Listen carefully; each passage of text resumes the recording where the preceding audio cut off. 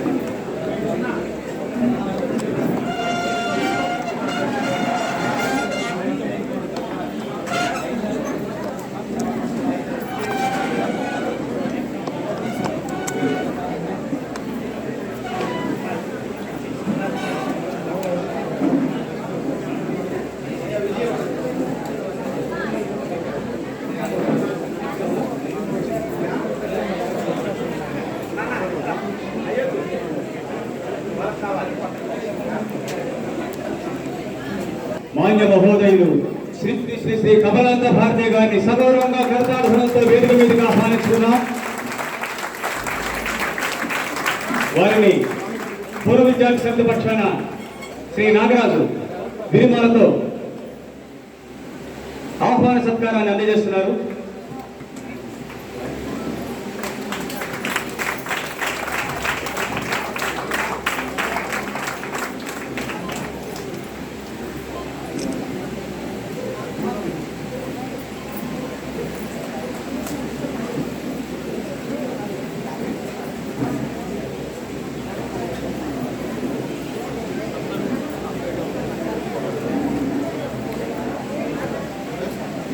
శ్రీ శ్రీ శ్రీ కమలాంత భారతీ స్వామి వారి వైశిష్ట్యం గురించి మాన్య మహోదయులు పురుషోత్తమ పుత్ర భార్గవ శ్రీ పిఎస్ఆర్ ఆంజనేయ ప్రసాద్ గారు సంక్షిప్తంగా సర్వసుందరంగా మనకి తెలియజేస్తారు. శ్రీ స్వామివారు విస్తృతంగా యావత్ ఆంధ్రదేశం పర్యటించి ఎన్ని విశేష కార్యక్రమాలు చేశారు, హిందూ ధర్మ ప్రచారం కోసం పరితపించారు. అన్నయ్య గారి మాటల్లో మనం విందాం. సంక్షిప్తంగా వారి యొక్క స్వామివారి వైశిష్ట్యాన్ని మనకి అందించవలసిందిగా మాన్య మహోదయులు పిఎస్ఆర్ ఆంజనేయ ప్రసాద్ గారిని సగౌరవంగా వేదిక వద్దకు ఆహ్వానిస్తున్నాం.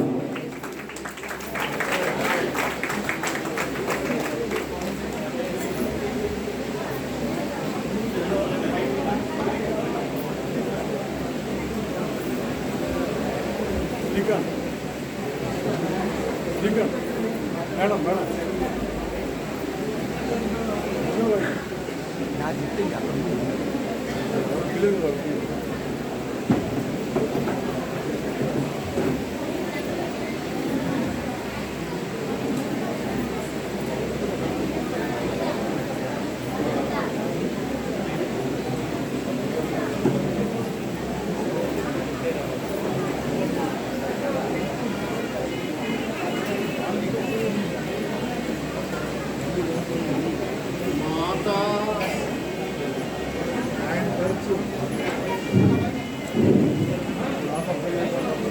ఆయనకి మైక్ అతను మాతా మానవ రూపిణి కులపతి శక్తి ప్రభావాహిని శ్రీ నాగేశ్వర గేహిని శుభకరి వాత్సల్య గంగాచరి బ్రహ్మాండోజ్వల దివ్యశక్తి అనసూయాక్ష తముల్లాసిని अर्कग्राम निवासिनी विजयते विश्वावनी पावनी अम्मकु नमस्कारं। నాన్నగారికి చేతులు జోడించి ఆయనకు జయజేలు పలుకుతూ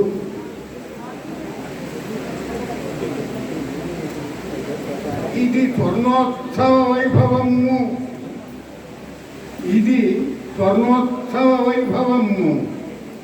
ఇతట మాతృశ్రీ కళాశాలలో పృథులంజేసిరి మానవత్వయుత సద్విద్యా మహద్దీప్తినే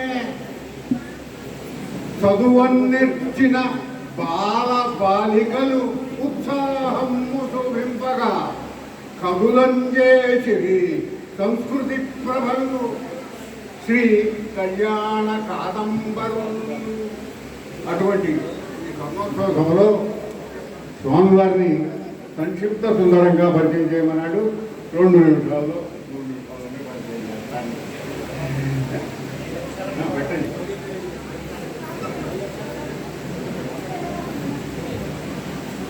స్వామివారు సింహాపురి, నెల్లూరు జిల్లా, నెల్లూరులో జన్మించారు. వారు ఇంజనీరింగ్ చదివారు విద్య. ఆ తర్వాత వైవాహిక సంసారిక జోలి పోకుండా తెల్లగుడ్డలు కట్టుకున్న సన్యాసి. అంటే ఆ రోజుల్లో ఆర్ఎస్ఎస్ ప్రచారకులు అంటే వాళ్ళు సర్వస్వము దేశము కోసము త్యాగం చేసినటువంటి మహనీయుడు. అదిగో అటువంటి ఆర్ఎస్ఎస్ సంస్థలో ప్రచారంగా పనిచేసినటువంటి వారు. ఆయన పనిచేసి చేస్తుండగా ఈ జాతిలో వచ్చినటువంటి ఇబ్బందులను గురించి ఆలోచించి దేవాలయ పరిరక్షణ సమితి కూడా పెట్టారు. దేవాలయ పరిరక్షణ సమితి అంటే ఒక 10,000 మైళ్ళు నడిచారు సమిష్టి ఆంధ్రప్రదేశ్. దీంట్లో 10,000 మైళ్ళు నడిచి ప్రతి పల్లెటూరులో ప్రతి గ్రామంలో కూడా దేవాలయాల్లో సక్రమంగా జరుగుతున్నాయా లేదా, ధూప దీప నివేదనలు అక్కడ ప్రజల్లో జరుగుతున్నాయా లేదా, మన సంప్రదాయము మన దీని పట్ల ప్రజలలో ఆసక్తిని కలిగించాలనేటువంటి ఒక మహత్ సంకల్పంతో వారు నిజంగా ఈ దేశమంతా పర్యటించి, మన ఆంధ్ర రాష్ట్రం మొత్తం ఆంధ్రదేశం అంతా కూడా పర్యటించి ఆ కార్యక్రమాల్లో ఏమి ఎవరిని లెక్క చేసేవాళ్ళు కాదు. ఎందుకంటే ఆయనకేం అవసరం లేదు కదా, ఆయన స్వార్థం లేనివాడు, ఎవరిని లెక్క చేయాలి ఆయన. అందుకోసం ప్రభుత్వాన్నైనా సరే ఎవరినైనా సరే ఆయన లెక్కలే కూడా మాట్లాడగలిగేవాడు అనమాట. ఆ రోజుల్లో మనకు కావాల్సింది మన సంస్కృతి సంప్రదాయాన్ని నిలబెట్టగలిగినటువంటి వాళ్ళల్లో ఈ రకమైనటువంటి ఉజ్వల దీప్తిని కలిగించాలి. ఒక రకంగా చెప్పాలంటే పూర్వం వందే మాతరం విద్య జరిగింది, వందే మాతరం ఉద్యమం జరిగింది. అట్లాంటి వందే మాతరం ఉద్యమాన్ని నిర్మాణం చేయడానికి ప్రయత్నం చేసినటువంటి మహానుభావుడు ఆయన. ఆ తర్వాత ఆయన సన్యాసం స్వీకరించమని పెద్దలు చెబితే నాకేం అభ్యంతరం లేదు అని మా స్వామివారి దగ్గర సిద్ధేశ్వరానంద భారతీ స్వామి వారి దగ్గర కొట్టాలలో వారు సన్యాసం స్వీకరించారు.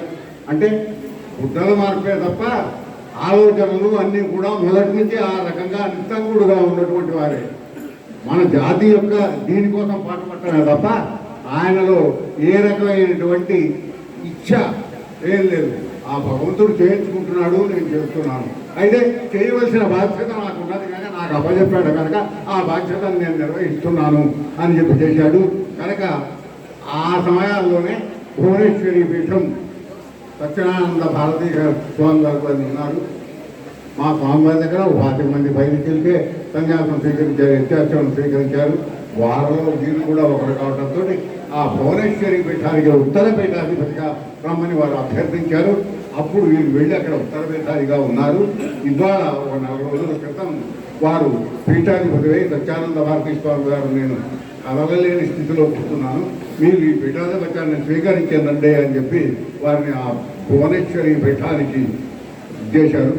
లోకంలో సన్యాసం అంతా ముక్కు ముచ్చుకొని తపస్సు చేయడం కాదు కావాల్సింది, జనంలో చైతన్యాన్ని కలిగించడం అది కావాలి. అదిగో ఆ రకమైన చైతన్యాన్ని కలిగించడానికి స్వామివారు నిరంతరం సంస్కృతి పట్ల సంస్కారం పట్ల సంస్కృతం పట్ల ఆయన ఈ దేవాలయ పట్ల ఎంత తపనో ఆయన మాటలు మీరు టీవీలో ఎప్పుడన్నా విన్నారో లేదో నాకు తెలియదు.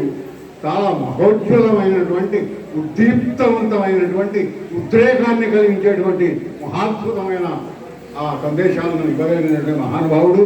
అదిగో అటువంటి ఆయన నిజంగా ఆయన వాక్కు ఒక దేవదత్తం, ఆయన మాట ఒక పాంచజన్యంగా ఆయన నిరూపించి చేసినటువంటి ఇది ఆ మాటలు కనుక వింటే మనం తెలుస్తుంది.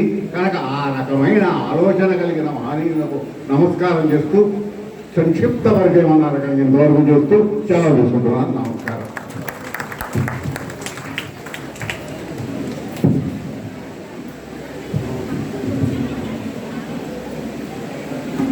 సరళ సుందరంగా శ్రీ శ్రీ శ్రీ కమలాంత భారతీ స్వామి వారి నేపథ్యాన్ని వారు హిందూ ధర్మ ప్రచారం కోసం, దేవాలయాల పరిరక్షణ కోసం ఒక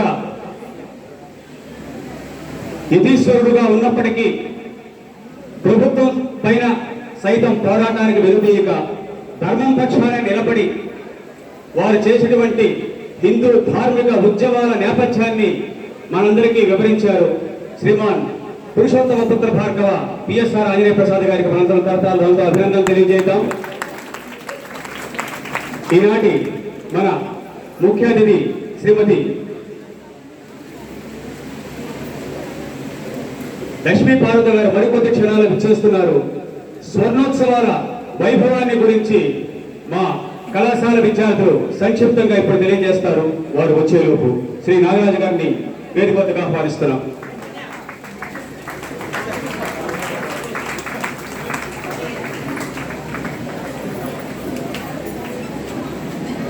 ఇప్పుడే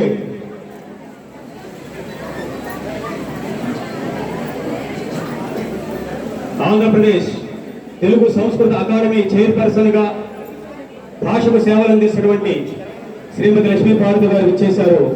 వారికి హృదయపూర్వక ఆహ్వానాన్ని శ్రీ విశ్వజన్య పరిషత్ పూర్వ విద్యార్థి సమితి పక్షాన హృదయపూర్వకంగా తెలియజేస్తున్నాం.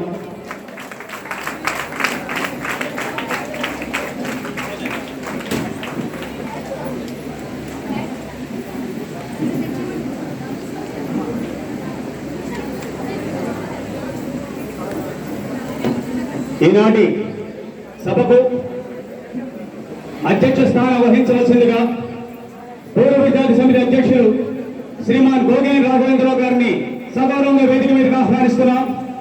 అందరూ కర్తాధ్వంతో ఒకసారి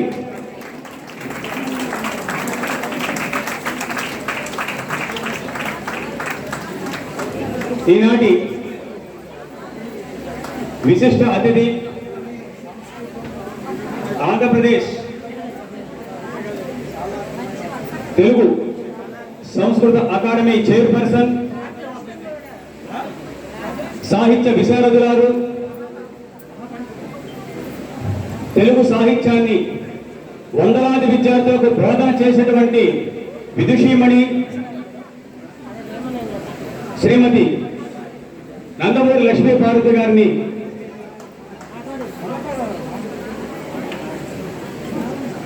సగౌరవంగా వేదిక మీదకి ఆహ్వానిస్తున్నాం.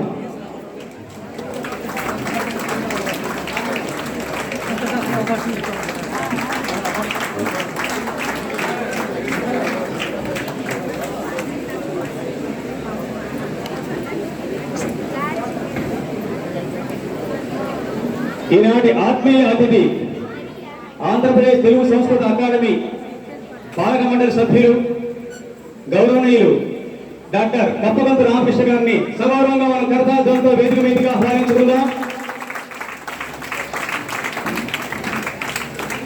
ముందుగా సభాధ్యక్ష స్థానాన్ని వహించిన గోగేని రాఘవేంద్రరావు గారికి ఆహ్వాన గుచ్ఛాన్ని అందించవలసిందిగా శ్రీ చైతన్యని ఆహ్వానిస్తున్నాం.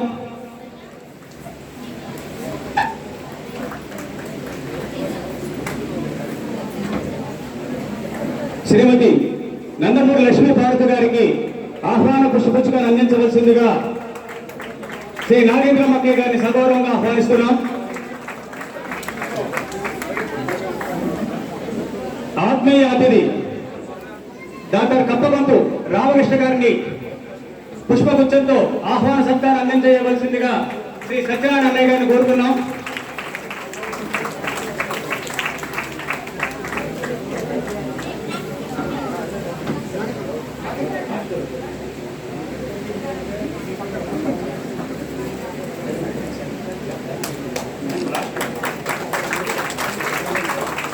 సభా నిర్వహణ కార్యక్రమాన్ని నిర్వహించవలసిందిగా పురవిద్యార్థి సమితి కార్యవర్గ సభ్యులు శ్రీ గంటెల చిన్ననారాయణ గారిని సగౌరవంగా కర్తార్థంతో వేదిక మీదగా ఆహ్వానిస్తున్నాం.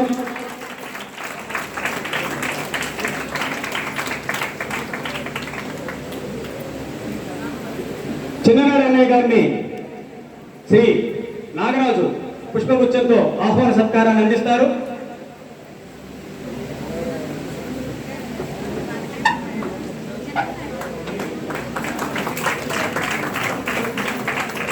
అతిథులకు ప్రత్యేక ఆహ్వానితులకు హృదయపూర్వక నమస్సులు.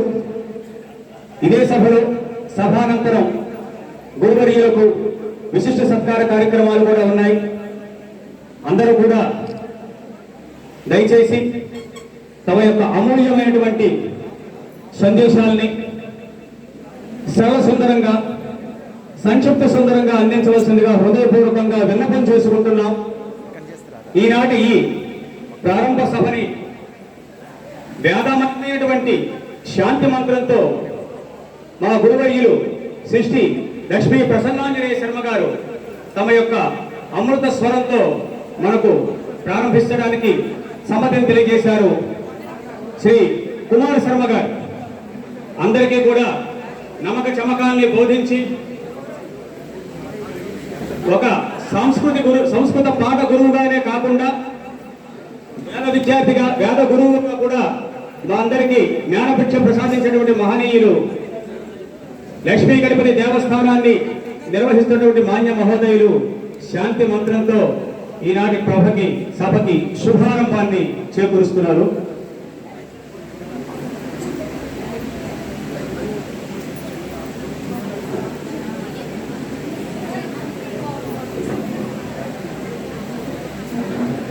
హరి ఓం.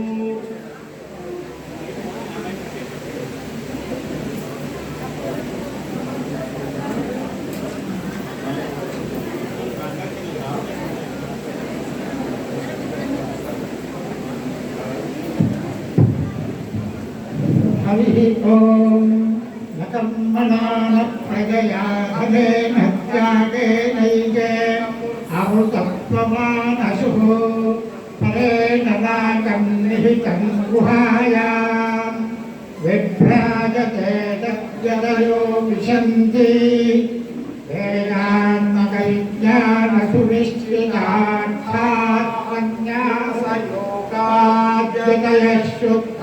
వేదాంతకైజ్ఞానసువిష్టితార్థాన్యాసయోగాద్యతయశ్చుద్ధరత్వాః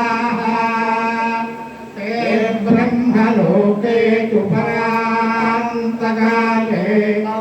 వృథాః పరిముచ్యంతి సర్వే లక్ష్యం విపాపం పరమేశ్వభూతం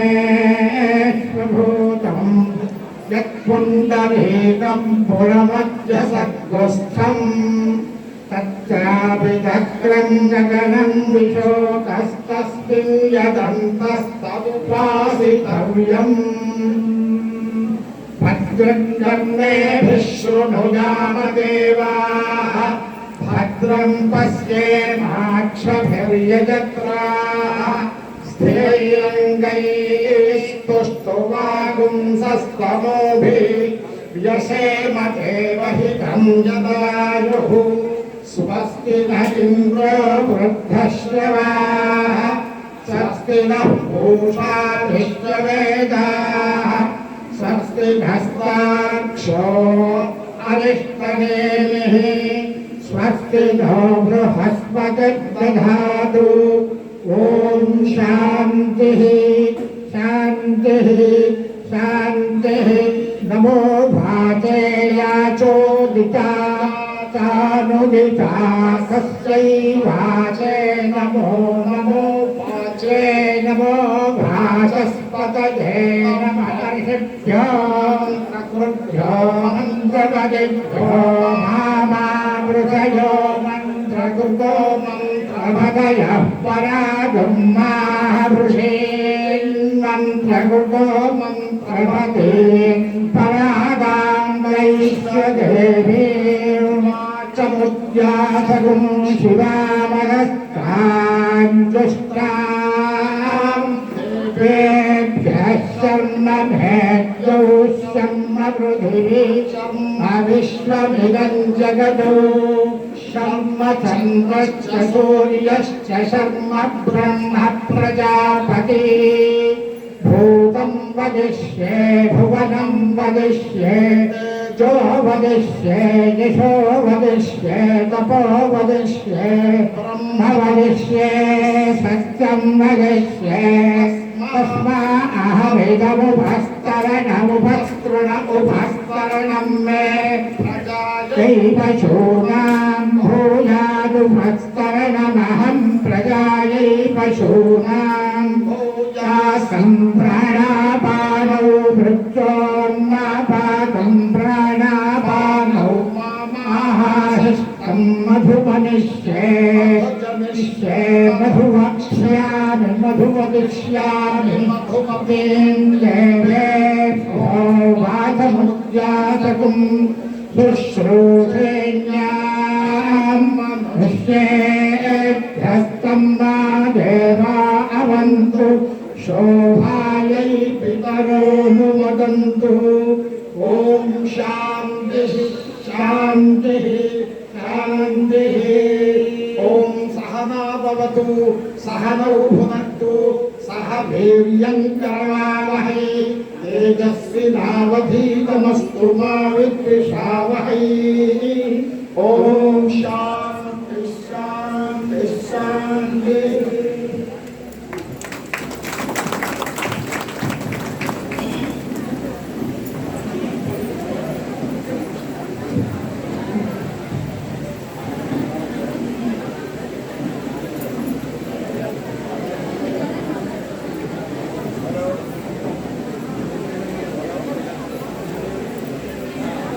వాత్సల్యామృత వర్షిణి జగజ్జనని అమ్మ పాద పద్మాలకు హృదయపూర్వక నమస్సమాంజలు సమర్పించుకుంటూ ఈ కార్యక్రమాన్ని ప్రారంభించుకుందాం. వేదికను అలంకరించినటువంటి సభాధ్యక్షులు మా ఆత్మీయ సోదరుడు గోగినేని రాఘవేంద్రరావు, అలాగే మనని ఆశీర్వదించడానికి చేసినటువంటి శ్రీ శ్రీ శ్రీ కమలానంద భారతీ స్వామి వారికి, అలాగే మన విశిష్ట అతిథి డాక్టర్ శ్రీమతి నందమూరి లక్ష్మీ పార్వతి గారికి, అలాగే మన ఆత్మీయ అతిథి డాక్టర్ కప్పగంతు రామకృష్ణ గారికి, అలాగే ఇక్కడ ఉన్నటువంటి అమ్మ బిడ్డలందరికీ కూడా మరోసారి నా హృదయపూర్వక నమస్సంబోధనలు స్వాగతాంజలు సమర్పించుకుంటూ నేను ఈ రెండవ కార్యక్రమాన్ని ప్రారంభించుకుంటున్నాను. ఈరోజు పూర్వ విద్యార్థి సమితి పక్షాన సోదర మీరు ఈ సభా కార్యక్రమాన్ని నిర్వహించమని నాకు బాధ్యత అప్పగించారు. అయితే నాకు కొంచెం భయం వేసింది. ఎందుకంటే నా ముందున్న వాళ్ళంతా కూడా సామాన్యులు కాదు, కుంభావ సరస్వతులు, సరస్వతి పుత్రికలు. అటువంటి వారి ముందు నిల్చొని మాట్లాడడం అంటే చాలా కష్టతరమే. కాకపోతే ఒకే ఒక్క ధైర్యం, మనమంతా ఒక్క విషయంలో సమానమే. ఆ ధైర్యమే నన్ను ముందుకు నడిపిస్తుంది. ఏంటి సమానం? ఇంతవరకు గొప్పవాళ్ళని చెప్పావు కదా, సమానత ఎక్కడ వచ్చిందయ్యా అని మీకు సందేహం కలగవచ్చు. మనమంతా కూడా అమ్మ బిడ్డలం, ఒకే చెట్టు కొమ్మలం, ఒకే కొమ్మ పువ్వులం, ఒకే పువ్వు రేకులం. కాబట్టి ఇక్కడ అమ్మ తత్వాన్ని ప్రచారం చేయడం, అమ్మ ప్రేమ భావజాలాన్ని మన ప్రపంచమంతా వ్యాప్తం చేయడం అనేది ప్రస్తుతం మన కర్తవ్యంగా భావిస్తూ ఈ కార్యక్రమ ఉద్దేశం ఏంటంటే, ముఖ్యంగా పెద్దవాళ్ళకి నేను చెప్పక్కర్లేదు, అలాగే పూర్వ విద్యార్థులు తమ జీవితాన్ని ఇక్కడ అనుభవించారు కాబట్టి వాళ్ళకి చెప్పక్కర్లేదు. ప్రస్తుతము విద్యను అభ్యసిస్తున్నటువంటి మా ప్రస్తుత బాలబాలికలకు, విద్యార్థులకు వాళ్ళకి చక్కని సందేశాన్ని ఇవ్వాలి ఈ సభా కార్యక్రమాల ద్వారా. పిల్లలు, మేము 71 నుంచి 85 వరకు చదువుకున్న పరిస్థితులు వేరు, ఇప్పటి పరిస్థితులు వేరు. అప్పటి వాసనలు కానీ అప్పటి ఛాయలు కానీ ఇప్పుడు ఏమీ కనిపించడం లేదు.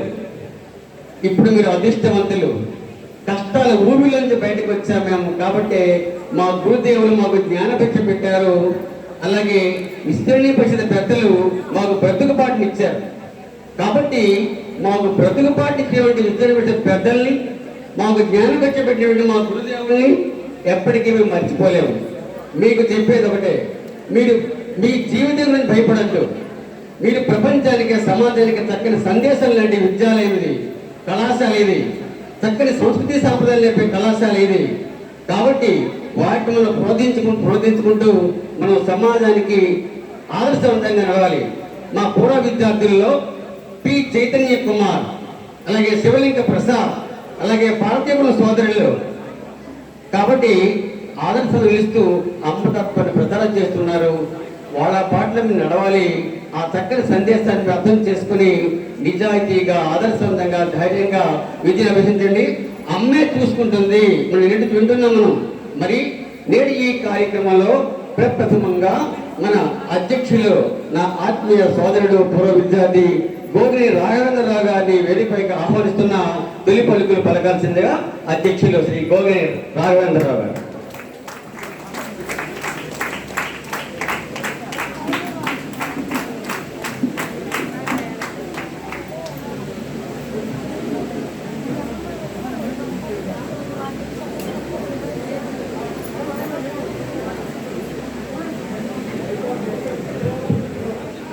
దేవ మాత అమ్మ నా పక్కన ధైర్యంతో మాట్లాడుతున్నాను.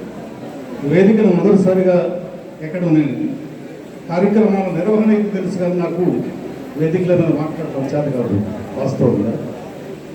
అయితే అమ్మ చిన్నవాళ్ళని కూడా ఎంత పెద్దగా చూపించగలదు అన్నదానికి నిదర్శనం ఇది నేనే. నేను ఒక సామాన్య రైతు బిడ్డని. దివిసేవ సైకిల్ సదస్యం కోల్పోయి చదివించే సామర్థ్యం లేకమన్నా నన్ను మా మేనమామ తమిళనాడులో ఉంటే ఆయన దగ్గర పంపించారు. ఆయనకి సహకరించడానికి అంటే ఇక్కడ రైతు కూలిగా బతకడం ఇష్టం లేక ఒక మేనమామ అయితే ఇక్కడ వాళ్ళు ఎవరికి తెలియదు కదా అనే ఉద్దేశంతో మా మేనమామ దగ్గరికి రైతు కూలీగానే నేను వెళ్ళింది. అయితే ఇక్కడ మా బంధువులు ఒక ఆయన నుండి నాకు వచ్చే మార్కులను బట్టి, 10th క్లాస్లో వచ్చిన మార్కులను బట్టి నేను చదువుకుంటే ఉపయోగపడతాడనే ఉద్దేశంతో ఇక్కడ పిలిపించి ఇక్కడ కళాశాలలో చేర్పించడం జరిగింది. నేను ఇక్కడ ఉండగా వాస్తవంగా అయితే నాకు తెలుగు అసలు రావు. మా గురువులు అందరికీ తెలుసు, తెలుగు రాయడం ఇప్పటికి కూడా రాదండి. నాకు చదవడం అయితే వస్తుంది కానీ రాయడం ఇప్పటికి కూడా తెలుగు రాదు నాకు.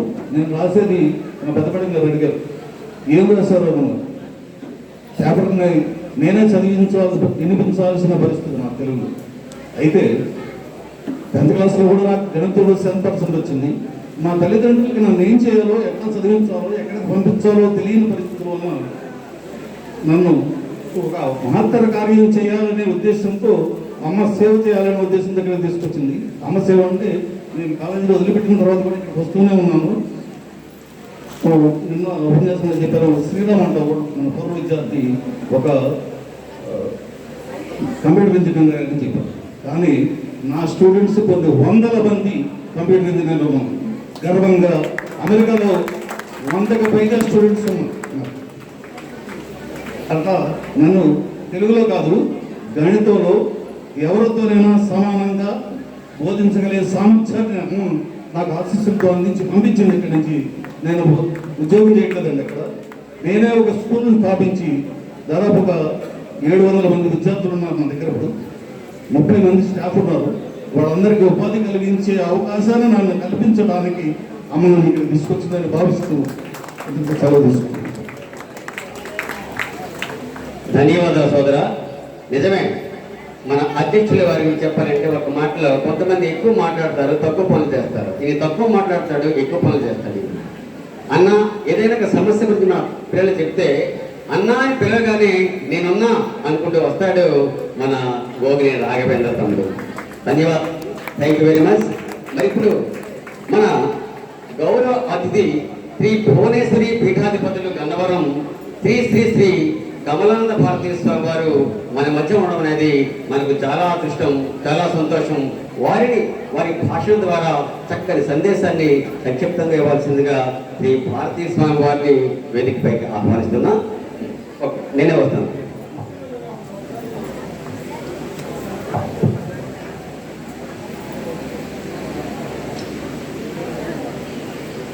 ఓ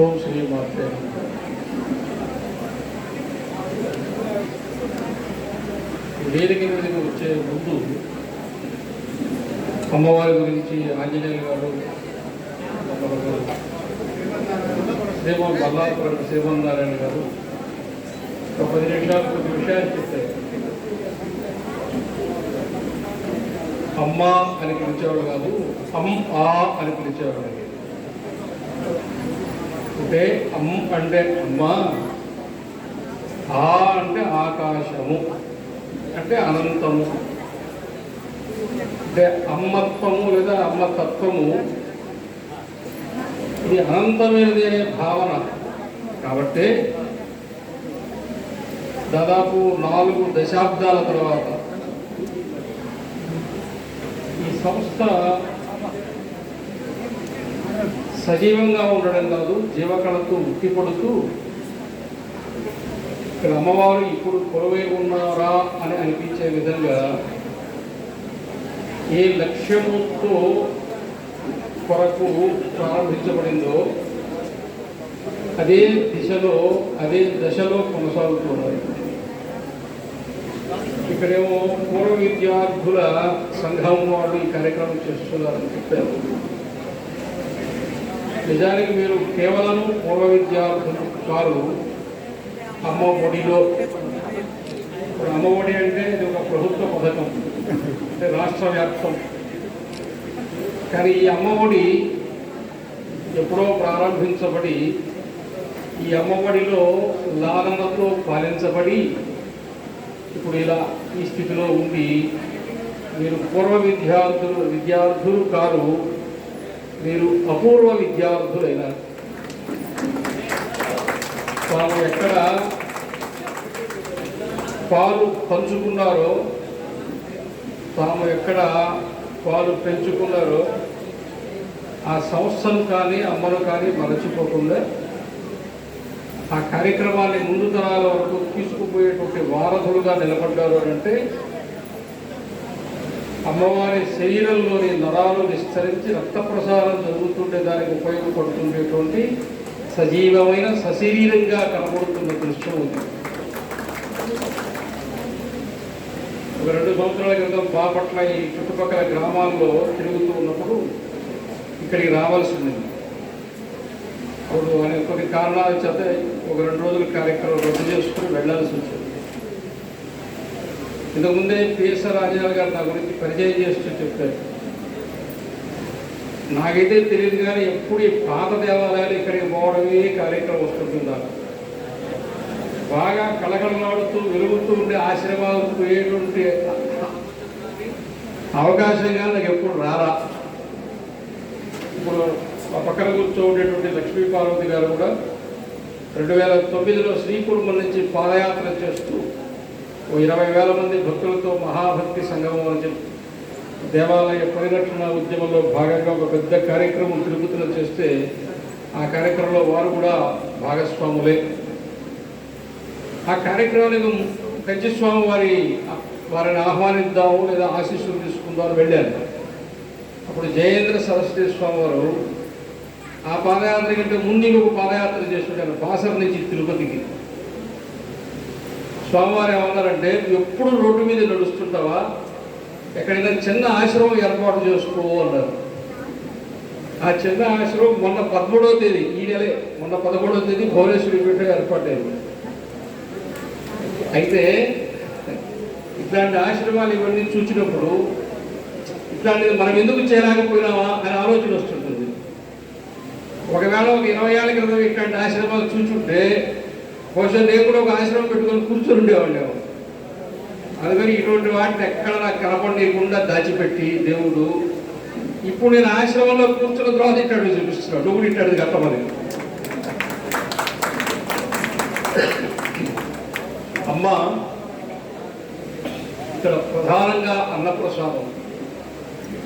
ఈ రోజున దాదాపు అందరికీ 4 వేళ్ళు నోట్లోకి వెళ్ళేటువంటి స్థితి సమాజంలో ఉంది.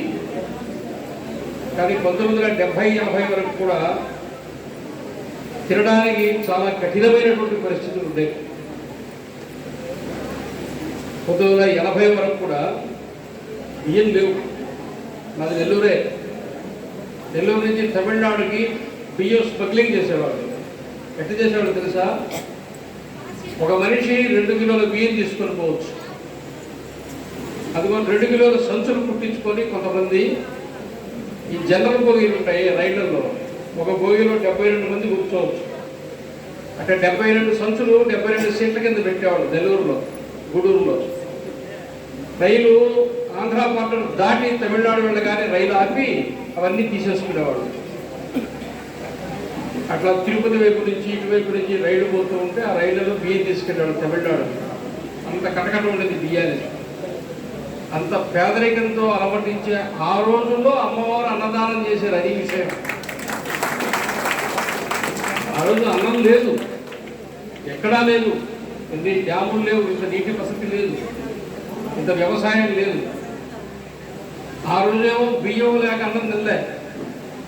ఈరోజు 3 పంటలు పండించి బియ్యం ఎక్కువైపోయి లక్షల టన్నులు పండించిన తర్వాత ఇరిగేషన్ పెరిగిపోయి బియ్యం ఉత్పత్తి పెరిగింది. డాక్టర్ ఎవరు బియ్యం తింటే చచ్చిపోతూ ఉంటారు. ఇటు పక్క తినడం తగ్గిపోయింది, ఇటు పక్క పండించడం పెరిగింది. ఈ రెండు కలవడంలే. కానీ ఆ రోజుల్లో అమ్మవారు ఈ కార్యక్రమం చేయడానికి కారణం ఆనాటి సామాజిక స్థితిలో అది అవసరమైంది. వారు చేయూత ఇవ్వగలిగినంత చేశారు. చేసినందువల్ల కొన్ని వేలాది మంది విద్యార్థులు ఇక్కడ తయారయ్యారు. వాళ్ళందరూ ఎదిగారు. ఈ సమాజము దేశము గొప్పతనం ఏంటంటే అంత పేదరికంతో ఉన్నప్పటికీ కూడా భోజనం లేదు, గుడ్డ కూడా లేదు, వస్త్రం కూడా లేదు. మన పోటీ వాళ్ళకి అప్పుడప్పుడు చూస్తుంటే బాధ కలుగుతుంటుంది. మన బాల్యంలో చిన్నప్పుడు చదువుకునేటప్పుడు గతి లేక, ఇంకొక వస్త్రం కొనుక్కోవడానికి డబ్బులు లేక, స్కూళ్ళల్లో చదువుకోవాలి కింద కూర్చొని నిక్కలు చిరిగిపోతే వాటిని సూదేసుకొని కుట్టుకొని అదుగులు బొంతలు వేసుకొని తిరిగాం. అప్పుడు గతి లేక చిరిగిపోయిన బట్టలు వేసుకొని తిరిగాం. మనకు పాఠం చెప్పే ఉపాధ్యాయులు కూడా బండ మీద పాదిన చొక్కాలు ప్యాంట్లు పగిలిపోతే కుట్టుకొని అట్లా వచ్చిన ఉపాధ్యాయులు ఉన్నారు. ఆనాడు గతి లేక చిరిగిపోయిన గుడ్డలు వేసుకొని తిరిగితే ఈరోజు కింద అరక్క 3,000 రూపాయలు పెట్టి చిరిగిపోయిన ప్యాంట్లు వేసుకొని తిరుగుతున్నారు.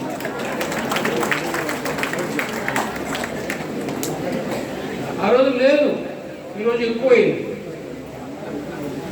అప్పుడు కొలతలకే లేదు, ఇప్పుడు కొలెస్ట్రాల్ ఎక్కువ ఇట్లా చేస్తున్నారు. అందుకని సమాజంలో వచ్చిన మార్పు. కాబట్టి అప్పుడప్పుడు అంటుంటారు అన్నమాట, ఆంధ్రాని బాగా విమర్శిస్తారు. ఆంధ్రాని లంకలో ఉండే వాళ్ళంతా రాక్షసులు. నాకు 2 గుర్తుకొస్తారు. ఆంధ్ర అనగానే 2 గుర్తుకొస్తారు. ఒకరు డొక్కా సీతమ్మ గారు, 2 మన అమ్మగారు. స్వామి వివేకానందుడు అమెరికాకు పోయి మీరు మా దేశాన్ని ఏమైనా అనండి, ఏమైనా మీరు చెప్పినా మేము చెప్పినా ఒకటి వాస్తవం, మా దేశంలో శ్రీరాముడు ఎప్పుడైనా పుడతాడు, కానీ మా దేశం గర్వించేది సీతను చూసి, సీత మా ఆస్తి అని చెప్పాడు. ఈరోజు మన ఆంధ్రుల ఆస్తి ఎవరంటే డొక్కా సీతమ్మ గారు, మన అమ్మగారే.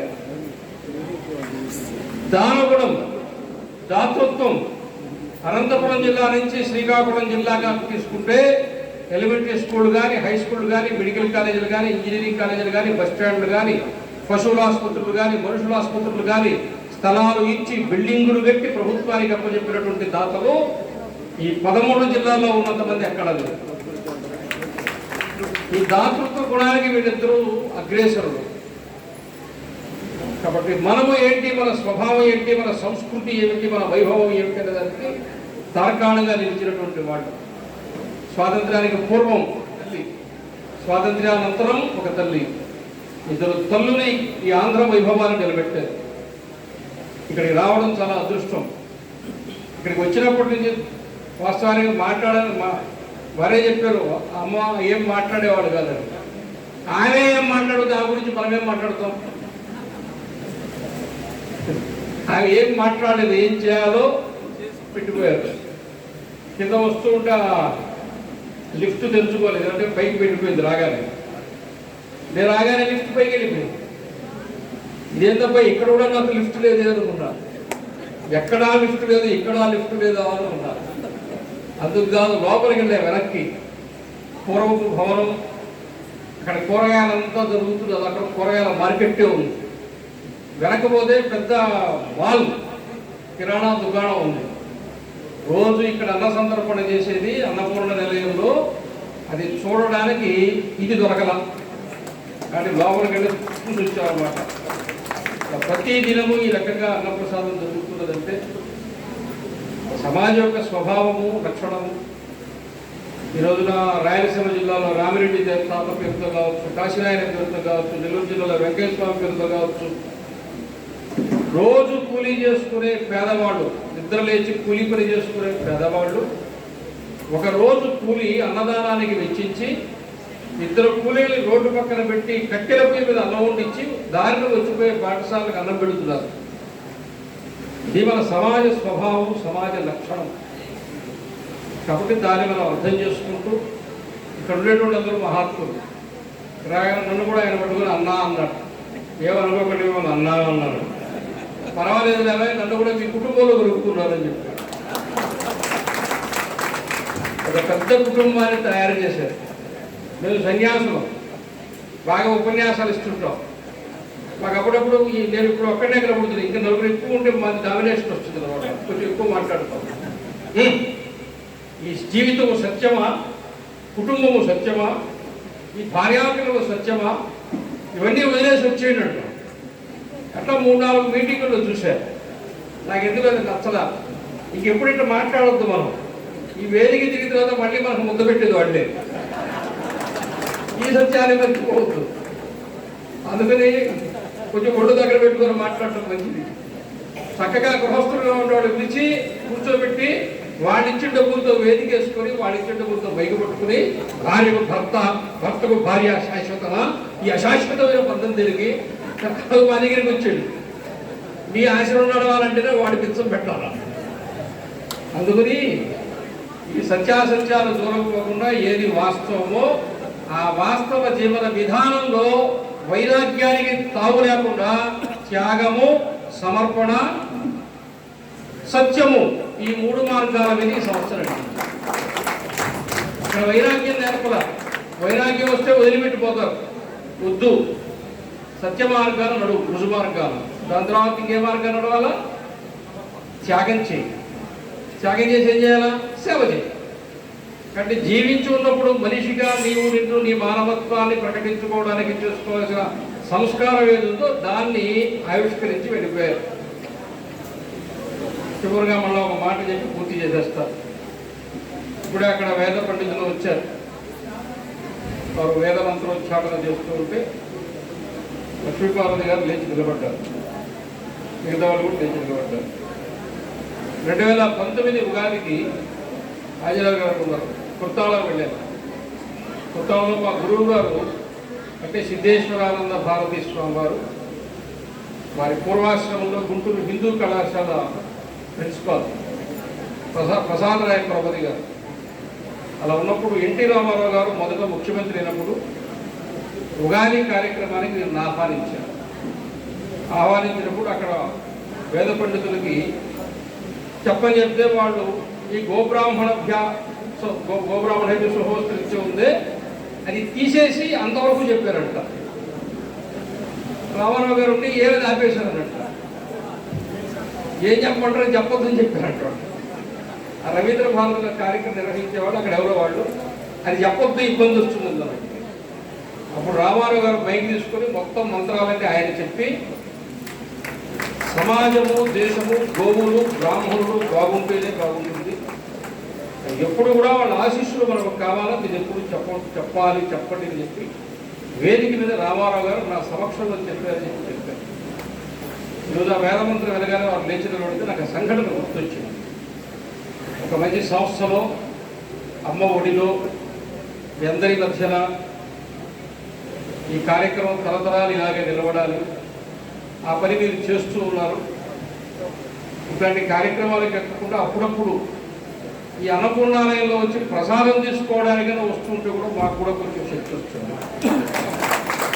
ఒక ప్రేరణ లభిస్తుంది. ఒక స్ఫూర్తి కేంద్రం ఇది. సమాజానికి ఒక స్ఫూర్తి కేంద్రం, సమాజానికి ఒక సేవా కేంద్రం. ఇది ప్రామాణిక ఆదర్శంగా, ఆచరణాత్మకంగా ఈ 4 మాటలు చెప్తూ పూర్తి చేస్తున్నారు. శుభం.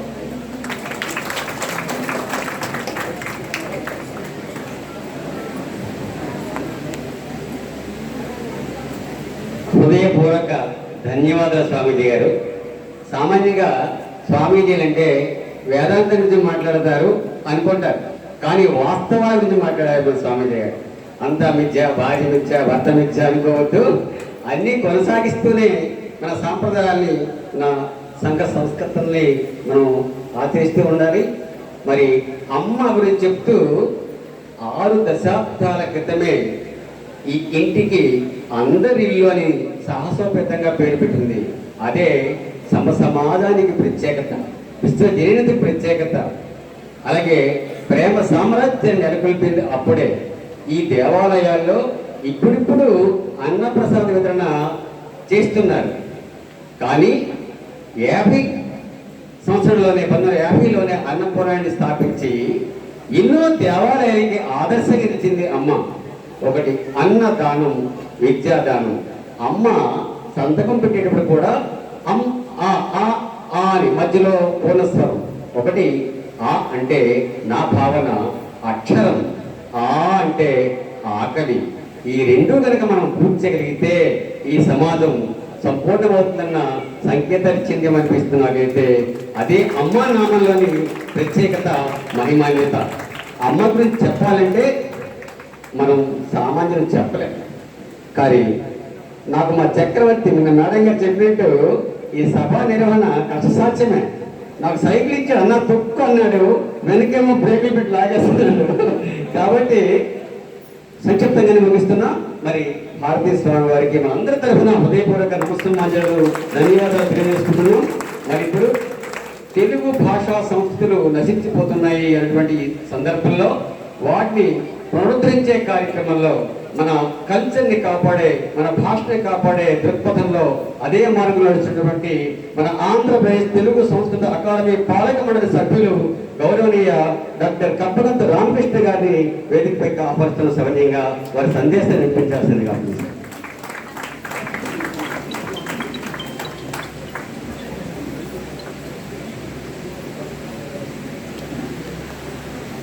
రాజాచార్య మరియు శ్రీ శ్రీ కమలానంద భారతీశ్వరం గారి పాదపద్మాలకు నమస్కారం చేసుకుంటాం. అమ్మకు పెద్ద బిడ్డలైనటువంటి ఈ పెద్దలందరికీ, చిన్న బిడ్డలైనటువంటి మీ అందరికీ అమ్మ కొత్త బిడ్డ నమస్కారం చేస్తున్నాను.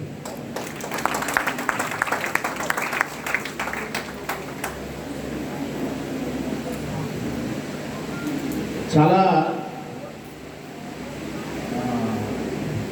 ఏదో ఒక రకమైనటువంటి ఆత్మీయ సంబంధము, తెలిగినటువంటి అదృశ్యము.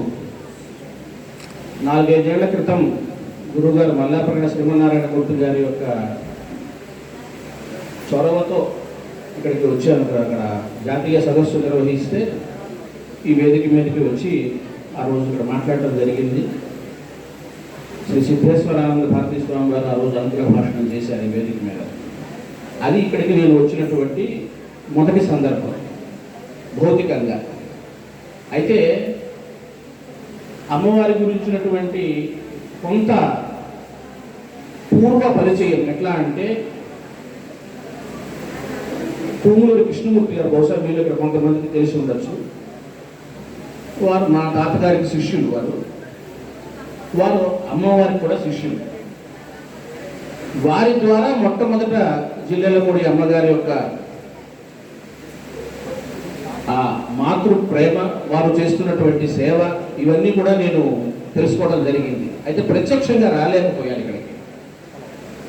కొన్నేళ్ల క్రితం జాతీయ సదస్సు రూపంలో వస్తున్నా, అప్పటి నుంచి అంటే ఇక్కడ ఈ పవిత్రమైనటువంటి ప్రాంగణానికి చేరుకున్న తర్వాత ఆ భావనలు, అమ్మగారి గురించినటువంటి భావనలు ఏవైతే మనసులో నాటుకున్నాయో, తర్వాత చాలా పుస్తకాలు చదవడం జరిగింది. ఇంటర్నెట్లో, యూట్యూబ్లో అమ్మగారి గురించినటువంటి చాలా విశేషాలు ఇవన్నీ కూడా చూడటం జరిగింది. ఒక పరిపూర్ణమైనటువంటి భావన, మాతృభావన నిండింది. అటువంటి ఆ విశేషం వల్ల ఈరోజు ఇక్కడ నేను వెళ్ళి ఇక్కడ రావటం చాలా అదృష్టంగా భావిస్తూ ఇవాళ తరంలో, ఎందుకంటే మేము కూడా అధ్యాపక వృత్తిలో ఉన్నవాళ్ళమే, అతి స్వల్ప వ్యవధిలోనే, అంటే ఈ ఉద్యోగంలో చేరిన తర్వాత అతి స్వల్ప వ్యవధిలోనే ఈ ఉద్యోగానికి ఎందుకు వచ్చావా అని బాధపడేటువంటి పరిస్థితులు వచ్చినాయి. అయినప్పటికీ ఈ రోజున ఇక్కడికి రాగానే ఇటువంటి ఈ ప్రస్తుత తరపు విద్యార్థులందరినీ చూడంగానే ఎంతో ఆనందం వేసింది. ఇటువంటి సంస్కృతి సంప్రదాయాలకి కేంద్రంగా ఈ కళాశాల ఇక్కడ ఇంకా ఉన్నందుకు, ఇటువంటివి కొన్ని చోట్లైనా ఇంకా ఇటువంటివి విస్తరించి, ఈ అమ్మ కేంద్రాలు విస్తరించి ఇంకా భారతదేశపు ఆంధ్రదేశపు నలుమూలలాగా వెళ్తే ఇంకా మళ్ళీ ఇంకొకసారి మళ్ళీ పునరుజ్జీవన యాత్ర మొదలవుతుంది అని అనిపించింది.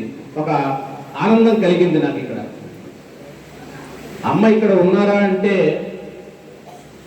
2-3 రోజుల క్రితం లలితా సహస్రం చదువుకుంటూ ఉంటే అనిపించింది, నామరూప వివర్జిత అని చెప్పేసి. మనం అమ్మ అని పేరు పెట్టుకున్నాం, అనసూయాదేవి గారు అని పేరు పెట్టుకున్నాం, మరో పేరు పెట్టుకున్నాం. ఆమెకు నామము లేదు, రూపము లేదు.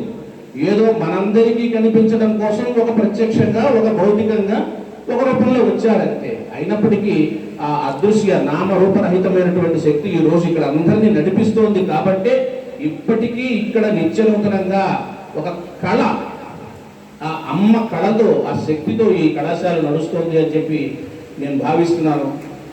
ఎటువంటి అర్హత లేకపోయినా, ఎందుకంటే ఇంత పెద్దల ముందు మాట్లాడేటువంటి, వేదిక ఎక్కేటువంటి అర్హత లేకపోయినా ఇక్కడ నన్ను వేదిక ఎక్కించింది అంటే ఆ అమ్మవారి యొక్క కృప నా మీద కూడా ఉంది అని భావిస్తూ చాలా ఆనందిస్తున్నాను, ధన్యుడయ్యాను. ఓరియంటల్ కళాశాల ఇంకా బతుకు జీవుడా అని కొట్టుకుంటున్న సందర్భంలో ఇంకా ఇక్కడ ఈ కళాశాలలో చక్కటి ఒక వ్యవస్థాపరమైనటువంటి, అంటే కొద్దిగా డిగ్రీ కళాశాల ఇటువంటి రూపాలు మార్చుకున్నప్పటికీ పునాది అదే, భవనానికి పునాది ఎప్పుడూ అదే. ఆ తర్వాత పైపైన ఏదో ఫినిషింగ్స్ మారుతూ ఉంటాయి. అయినప్పటికీ ఆ సాంస్కృతిక పునాది ఇక్కడ నిలబడి ప్రత్యేకంగా ఎక్కువ మంది విద్యార్థులు కనపడుతున్నారు. అది ఒక ఆనందకరమైనటువంటి అంశం. ఎందుకంటే తల్లి కనుక ఇటువంటి సాంస్కృతికమైనటువంటి పునాదితో భవిష్యత్ తరాన్ని కనుక అందితే ఆ కుటుంబం ద్వారా సమాజం అంతా చాలా అద్భుతంగా ఉంటుంది. మరిన్ని గొప్పమైనటువంటి ప్రతి ఇల్లు కూడా ఒక, అంటే ఈ తల్లుల ద్వారా ప్రతి ఇల్లు కూడా ఒక సాంస్కృతిక కేంద్రంగా, అమ్మ కేంద్రంగా మారుతుంది అని నాకు అనిపిస్తుంది. చాలా ఆనందంగా ఉంది ఈ విషయం. ఇటువంటి సాంస్కృతిక జ్యోతులు ఇక్కడి నుంచి వెలుగుతున్నాయి అని చెప్పి తెలియజేసి చాలా ఆనందిస్తున్నాను.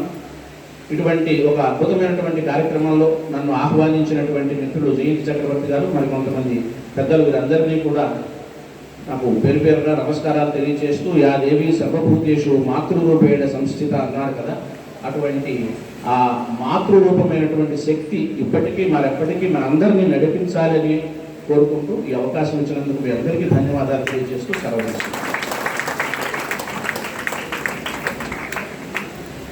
ధన్యవాదాలు రామకృష్ణ గారు. నిజమే, మనమంతా చేయాల్సిన కర్తవ్యం మన భాషా సంస్కృతులను పరిరక్షించుకోవడమే. ఆ బాటలో నడుస్తున్నటువంటి మీకు మా హృదయపూర్వక ధన్యవాదాలు. ఈ భాషల్లో కూడా మనం గ్రహించాలి, మనమంతా కూడా పురుని చూసి నక్క వాత పెట్టుకుంటున్నట్లు విదేశీ సాంప్రదాయాల్లో మునిగిపోతున్నాం, మన సంస్కృతిని మర్చిపోతున్నాం. అదే బాధాకరం. అటువంటి పరిస్థితి రానియకుండా సమాజానికి ఆదర్శంగా ఇచ్చినటువంటి ఈ కళాశాలను చూస్తే ముద్రేస్తున్నారు. దాన్ని మనం ఖచ్చితంగా పాటించాలి, మనం ఆదర్శవంతంగా నిలవాలని మనం అందరూ కోరుకుందాం. మరి ఇప్పుడు మన విశిష్ట అతిథి మీకందరికీ విదితమే.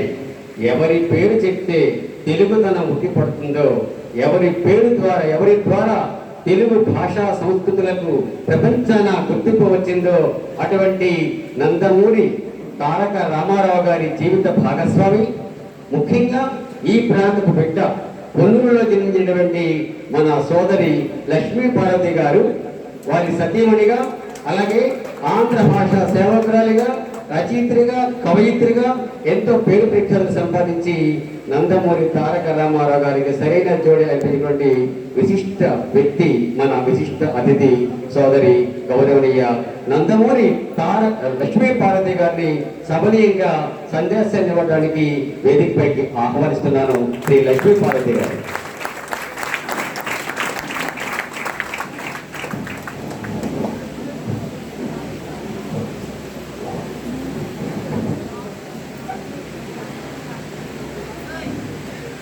సభా సరస్వతికి నమస్కరిస్తూ, వేదిక మీద ఉన్న పెద్దలు, సభాధ్యక్షులు ఈ సభ గోగినేని రాఘవేంద్రరావు గారు, అదేవిధంగా పూజ్యులు త్రిగుణరహితులు శ్రీ శ్రీ కమలానంద భారతీ స్వామి గారు, ఆత్మీయ అతిథి కప్పలింపు రామకృష్ణ గారు, సభ నిర్వహణ చేస్తున్న గంటేడు చిన్నమ్మనాయుడు గారు, తర్వాత ఇంకా పెద్దలు చాలామంది. ఈరోజు ఆయన సంకుశాల నృసింహకవి విజయ విలాసంలో ఒక మాట అంటారు, ఉద్ధతులు మెచ్చ పేదలకు ఉండతరమే.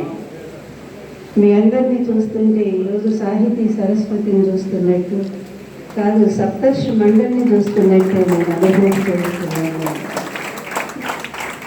ఎంత ఆనందంగా ఉందో. మహత్ సంగస్తు దుర్లభో అగమ్యో అమోఘశ్చ. మహనీయుల సాంగత్యం అది దొరకటమే చాలా కష్టమైనది. ఒకవేళ దొరికినా కూడా దుర్లభం, దొరకటమే కష్టం. దొరికినా కూడా అగమ్యం, అర్థం కాదు. మహనీయులను అర్థం చేసుకోవడం చాలా కష్టమైన విషయం. ఒకవేళ అర్థమైతే అపూర్వం, అమోఘం, వాళ్ళ జీవితమే పండిపోతుంది. అటువంటి మహనీయులందరూ ఈరోజు ఉపవిష్టులై ఉన్నారు ఎదురుగా. అందుకే సరస్వతి పుంభావ సరస్వతులైనటువంటి మీ అందరికీ హృదయపూర్వకంగా నా పేరున ధన్యవాదాలు తెలియజేసుకుంటూ, అలాగే అమ్మ ప్రాచ్య కళాశాలలో చదువుకున్నటువంటి విద్యార్థులు, తర్వాత అదే విద్యార్థులు మళ్ళీ ఇక్కడ లెక్చరర్లుగా చేరి మరి ఆ పిల్లలుగా పాఠం చెప్తూ ఇన్ని సంవత్సరాలుగా మరి ఈ భాషను బ్రతికిస్తూ, సంస్కృత భాషను బ్రతికిస్తున్నటువంటి అమ్మ కళాశాల. ఎందుకంటే నేను కూడా చదువుకున్నాను భాషాపరమైన అక్కడ మన SBSS భావనారాయణ సంస్కృత కాలేజ్ పొన్నూరు కళాశాలలో నేను చదువుకున్నాను. అయితే నేను చదువుకున్న తర్వాత మళ్ళీ NTR గారి భార్యని అయిపోయిన తర్వాత ఆ కళాశాల మూసేసే పరిస్థితి వచ్చింది. అప్పుడు సీతారామాంజనేయులు గారు మా తర్క మాస్టర్ గారుగా ఉండేవారు మాకు. వారు వచ్చి నిజంగానే కళ్ళనీళ్ళు పెట్టుకొని, అమ్మ మీరు చదువుకున్న కళాశాల ఈ విధమైన పరిస్థితి వచ్చింది అని చాలా బాధపడ్డారు. నాకు కూడా దుఃఖం వచ్చింది. ఎందుకంటే నా ఉద్దేశంలో ఈ ప్రాచ్య కళాశాల అంటే ఈ సంస్కృతాంధ్ర భాషలకు నిలయమైనటువంటి ఈ కళాశాలలు విద్యార్థులకు అందించినటువంటి గొప్ప సంస్కారం మరి ఏ కళాశాల కూడా అందించలేదని చెప్పి నేను బలంగా నమ్మాను. నేను NTR గారితో కూడా అదే చెప్తుండేదాన్ని. నేను సంస్కృతం చదువుకోబట్టి కదా మీ దగ్గరికి రాగలిగాను అని చెప్పేదాన్ని నేను. అది వాస్తవం కూడా. ఎందుకంటే NTR గారు తెలుగు భాషలో చాలా దిట్ట ఆయన, కానీ సంస్కృతం రాదు ఆయనకి. అందువల్ల నేను సంస్కృతంలో శ్లోకాలు మాట్లాడుతుంటే ఆయనకి ఎంత ఆనందం, ఎంత ఆకర్షణ, మరీ చెప్పించుకునేవారు. తెల్లవారుజామున బ్రాహ్మీ ముహూర్తంలో 3 గంటలకు లేపి మరీ నా చేత శ్లోకాలు చెప్పించుకునేవారు. అంత ఇష్టం. అందువల్ల సంస్కృత భాష చదువుకోవటం ప్రపేదిలే ప్రార్థన జన్మ విద్యా, కాళిదాసు గారు చెప్పిన మాట మనం ఎప్పటికి కూడా మర్చిపోలేదు. అందువలన పూర్వజన్మ సంస్కారం చేతనే విద్యలు అబ్బుతాయి. అందులో సంస్కృత విద్య అవ్వాలి అంటే అది తప్పనిసరిగా పూర్వజన్మ సుకృతమై ఉండాలి. ఆ సుకృతం చేతనే మీరు ఈ కళాశాలలో చదువుకొని అంత వారయ్యారు. మీకు కూడా పేరు నా హృదయపూర్వకమైనటువంటి నమస్కారాలు తెలియజేస్తున్నానమ్మా. ఇంకా అమ్మ, మీరందరూ అమ్మ కళాశాలలో చదువుకున్నారు, అమ్మతో పరిచయం ఉన్నవారు. కానీ ఒక దశలో ఈ అమ్మ కోసం పరితపించిన వ్యక్తిని నేను. ఇప్పుడెప్పుడు చెప్పలేదు, అవకాశం నాకు రాలేదు. ఫస్ట్ టైం నేను వచ్చాను జిల్లెడముడి. నేను బాగా తీవ్రమైనటువంటి ఆర్థిక ఇబ్బందుల్లో, కష్టాల్లో ఉండి ఇక ఆ చదువు కూడా కొనసాగించలేనేమో అనుకునే పరిస్థితుల్లో ఇక్కడ 4 సంవత్సరాలు చదివాను SBSSలో. ఆ తర్వాత 5వ ఫైనల్ తెనాలి కాలేజీలో చదవాల్సి వచ్చింది. ఆ సమయంలో నేను అనుభవించినటువంటి బాధలు 3 రోజుల పాటు నాకు అన్నం కూడా దొరకలేదు. అట్లాంటి పరిస్థితి నిజంగా చాలా బలహీనం అయిపోయి ఈ చదువు చూస్తేనేమో ఇది ఇంత కఠినమైన చదువు. ఇట్లాంటి పరిస్థితుల్లో అమ్మని నేను ఎన్నిసార్లు గుర్తు చేసుకున్నాను. ఈరోజు నేను మీ అందరూ ముందు కూడా మనస్ఫూర్తిగా చెప్పుకుంటున్నాను. నేను నాకు అంతగా అప్పట్లో తెలియదు, చిన్న వయసు అవ్వటంతో ఇలా జిల్లెళ్ళమూడిలో కాలేజీ ఉంది, అమ్మ ఈ విద్యనే ప్రోత్సహిస్తున్నారు, అన్నం పెట్టి మరీ చదివిస్తున్నారు అనేటువంటి మాట నాకు తెనాల్లో ఉన్నప్పుడు ఎవరో చెప్పారు. మా క్లాస్మేట్ పద్మారావు గారు కూడా అప్పుడు 1 సంవత్సరమే చదివి ఇక్కడికి వచ్చేసారు. కానీ ఆయన ఎక్కడికి వెళ్ళారో ఎవరికి మాకైతే తెలియదు అప్పట్లో. తర్వాత చెప్పారు ఆయన ఇక్కడికి వచ్చారు అని. అప్పుడు నేను అనుకున్నాను, ఫైనల్లో ఉన్నప్పుడు ఇన్ని కష్టాలు పడుతున్నాను చదువు కోసం. నేను కూడా అమ్మ దగ్గరికి వెళ్ళి చదువుకొని ఉంటే అమ్మ వాళ్ళ చదువుకున్నట్టు ఉండేది కదా అని చెప్పి నేను అప్పుడు అది ఈరోజు కూడా నా కళ్ళ నీళ్ళే వస్తాయి అమ్మ తలుచుకుంటే అనుకున్నాను. అంటే అమ్మ ప్రేమ, అమ్మ మమకారం, అమ్మ విద్యాదానం, అమ్మ అన్నదానం, ఈ అంతగా విద్యార్థుల్ని అదేవిధంగా హృదయం అన్న ప్రతి ఒక్కరిని కదిలించినలో నాకు కూడా ఆలస్యంగా అప్పుడు అందింది. లేకపోతే నేను కూడా ఇక్కడ విద్యార్థిని అయ్యుండేదాన్ని తప్పనిసరిగా. ఇక్కడ చేస్తున్నటువంటి అమ్మ సేవ ఏం చెప్పాలి, స్త్రీల గురించి వేదం కూడా చాలా గొప్పగా చెప్పింది. సురీయో దేవి యశస్సు యోచమాన సురీయ సయేషా నా భేతు పశ్చాత్. పెద్దలు మీరు క్షమించాలి, మీ ముందు నేను పాండిత్యం కోసం చెప్పడం లేదు. స్త్రీ గొప్పతనాన్ని గురించి చెప్తున్నానంటే వేదం చెప్పినటువంటి మాట ఇది. సయేషా నా భేతు పశ్చాత్ సురీయో దేవి యశస్సు యోచమాన సురీయ. అందువల్ల ఈ ప్రపంచం అంతా, అదేవిధంగా ఈ ప్రపంచాన్ని నడిపించేటువంటి సూర్యుడు, వీళ్ళంతా కూడా స్త్రీమూర్తిని అనుసరించే ప్రవర్తిస్తున్నారు, వాళ్ళు అనుసరించే నడుస్తున్నారు. అటువంటి స్త్రీమూర్తి ఎంత గొప్పదో కదా, ఆమెను గౌరవించాలని చెప్పే హిందూ ధర్మం, భారతీయ ధర్మం ఆ స్త్రీమూర్తికి ఒక ప్రతిరూపంగా, ఆ స్త్రీ శక్తికి ఒక రూపంగా అమ్మ నిలబడి ఇంత అపారంగా ఎక్కడో ఒక మారుమూల పల్లెటూరులో పుట్టి, మరి ఆమె ఏం చదువుకున్నారో నాకు ఇప్పటికి కూడా తెలియదు, క్షమించాలి. ఇక్కడికి వచ్చి జిల్లెళ్ళమూడి వచ్చి ఇక్కడ ఒక చిన్న పూరి గుడిసెలో ఉంది. అక్కడి నుంచి తన ఎక్కడున్నా కూడా నిజంగా వాళ్ళ ఆశయం గొప్పదైతే ఎక్కడున్నా సరే వాళ్ళు దాన్ని సాధించుకోగలుగుతారు. పుట్టపర్తి లాంటి చోట సాయిబాబా అంత మహానగరాన్ని చేశాడు. షిరిడి లాంటి ఒక కుగ్రామాన్ని షిరిడి సాయి ఈరోజు ప్రపంచ పటంలో పెట్టారు. అలాగే జిల్లెళ్ళమూడిని అమ్మ జిల్లెళ్ళమూడి అమ్మ కూడా ఈరోజు భారతదేశ స్థాయిలోనే గౌరవాన్ని అమ్మ తీసుకురాగలిగింది. అందువలన స్త్రీ తలుచుకుంటే, ఎందుకంటే స్త్రీలో అమ్మ ఉంది. నీతి శాస్త్రం కూడా అదే చెప్తుంది స్త్రీ శక్తిని గురించి. ద్విగుణం ఆహారం, ఆమె 2 పురుషుల కంటే ఎక్కువ ఆహారం తింటుందట. అదేవిధంగా బుద్ధిశ్చాపి చతుర్గుణం, 4 బుద్ధితో స్త్రీ ఆలోచించగలుగుతుంది. సాహసం షడ్గుణం చేయాల, 6 సాహసపు బుద్ధితో తను ఏ పనినైనా సరే సఫలం చేసుకోగలదు. అదే స్త్రీమూర్తి. ఆ స్త్రీమూర్తి అంటేనే ఒక దైవం అని చెప్పి ఇదే నీతి శాస్త్రం చెప్తా ఉంది. స్త్రీ అనేటువంటి ఒక శబ్దానికి ఒక చక్కటి పరమార్థాన్ని చెప్పినటువంటి దాన్ని మనం తప్పనిసరిగా స్మరించుకోవాల్సిన అవసరం ఉంది. స్త్రీ అంటే ఎలా రాస్తాము, ముడిస్తే సి, తర్వాత ఈ గుడింతం, క్రింద తావత్తు, తర్వాత క్రిందకు రావడి. ఇది స్త్రీ అనే ఒక్క అక్షరంలో 3 ఉన్నాయి. అందువల్ల సత్వ రజస్తమో గుణాత్మకం స్త్రీ స్వరూపం. సకారం సత్వగుణం, క్రింద తావత్తు సకారం తమో గుణం, రావడి రజోగుణం. అందువల్ల రజోగుణ ప్రధానుడైన బ్రహ్మేమో సృష్టికర్త అయ్యాడు. మరి విష్ణుమూర్తి ఏమో సత్వగుణ ప్రధానుడైన విష్ణుమూర్తి పాలకుడయ్యాడు. తమోగుణ ప్రధానుడైన ఈశ్వరుడేమో లైకారుడయ్యాడు. మరి ఈ 3 తత్వాన్ని 3 గుణాన్ని తనలో పెట్టుకున్న ఈ స్త్రీ అమ్మలకే అమ్మైంది, త్రిభువన మాత అయింది, త్రిమూర్తులకు కూడా సృష్టినిచ్చింది మహాతల్లి. అటువంటి స్త్రీ స్వరూపాన్ని మన జిల్లెడు మూడు అమ్మ కూడా తనలో లీనం చేసుకుని కనుక నేను అద్భుతమైనటువంటి కార్యక్రమాలు ఆమె చేయగలిగింది. మహాతల్లి ఎప్పటికి కూడా కీర్తికాయం మూర్తికాయం. అందువల్ల మూర్తికాయం అనేది శాశ్వతం కాదు, అది ఉన్నన్నాళ్లే. అందుకనే శంకరాచార్య కూడా అదే చెప్తారు, యావత్ విత్తోపార్జన సక్త తావన్ నిజ పరివారో రక్త పశ్చాజ్జీవతి జజ్జర దేహే వార్తాంకోటిన పృచ్ఛతి గేహే. ఎంతవరకు నువ్వు సంపాదిస్తూ ఉంటావో, నీ శరీరం ఎంతవరకు ఉంటుందో, నీ పదవి ఎంతవరకు ఉంటుందో అంతవరకే నువ్వు తప్ప, నువ్వు పోయిన తర్వాత కనీసం నీ ఇంట్లో వాళ్ళు కూడా నేను స్మరించరు. ఇంత అల్పమైనది ఈ శరీరం.